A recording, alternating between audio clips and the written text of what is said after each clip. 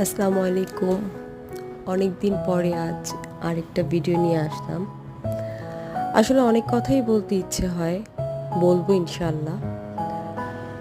কোথা থেকে শুরু করব সেটা খুঁজে পাচ্ছি না, বাট শুরু তো করতেই হবে।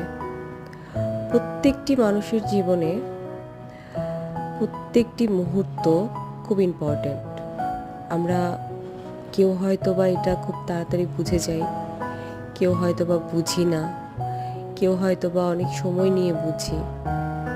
এতটুকুই বলবো, আমি যে বলছি আমি কতটুকু বুঝেছি।